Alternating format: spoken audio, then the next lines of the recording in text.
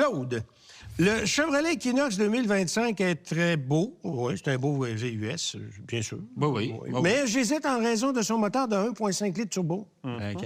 Il me semble que ce moteur doit toujours fonctionner à haut régime pour offrir une performance adéquate. Ce qui m'inquiète quant à sa longévité, ai-je raison? C'est l'édition ben 15? Ai-je raison, Benquin? Parce que moi, je l'ai eu, ce véhicule-là, et oui, je le trouve franchement réussi en matière de style.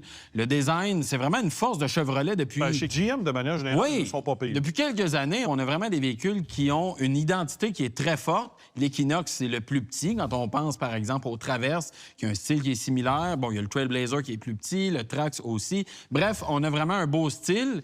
Le moteur, c'est vraiment ce qui ne marche pas dans ce produit-là, je trouve. Moi, j'ai conduit la version RS. De toute façon, peu importe la version, c'est le même moteur. 4 cylindres 1,5 turbo.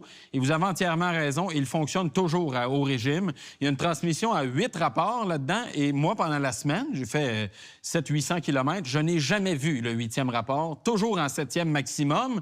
Et si vous êtes autour de 100 km/h, il rétrograde en 6e. Pour être sûr de maintenir le moteur entre 2000, 2500, 3000 tours minute, ça ne marche pas. Et ce que ça fait, c'est que vous l'entendez tout le temps, le moteur. Ouais. Et deuxièmement, c'est que ça siphonne du gaz. Moi, en une semaine, j'étais à 10 litres et demi au 100 avec ça. Wow. Et c'est un VUS compact. Ça marche pas. Petit, compact en plus. En plus. Pas des gros, mais il y a rumeur comme quoi ils veulent abandonner carrément. Un autre produit qui va être abandonné, selon Pierre Michaud. Non, ils vont abandonner ça. Non, la version à moteur à combustion. C'est un véhicule extrêmement populaire du côté des États-Unis, l'Equinox à essence. Mais il faut quand même souligner qu'il y en a 3 puis 4 dans les flottes de location dans les aéroports. Là, il est vendu pareil. L'argent rentre pour GM. Mais il reste que c'est un véhicule dont la valeur de revente est à terre. Sur le marché québécois, canadien, les ventes, c'est dans les moins populaires de son segment aussi.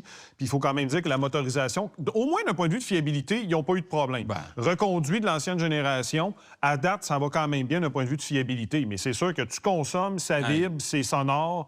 C'est pas la motorisation qui est la plus intéressante du marché, mais il y a au moins de l'hybridation qui s'en vient dans ce modèle-là pour... en cours de génération, probablement les modèles 2026, on verra, 2027.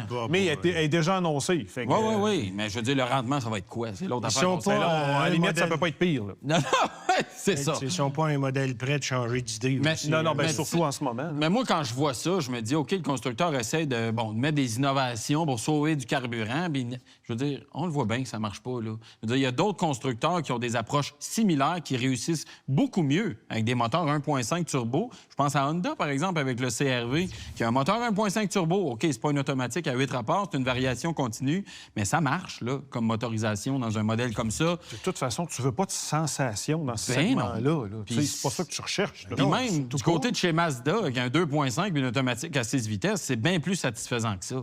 Puis même, on le sait, c'est un groupe motopropulseur qui date. De réinventer la roue, c'est pas toujours payant.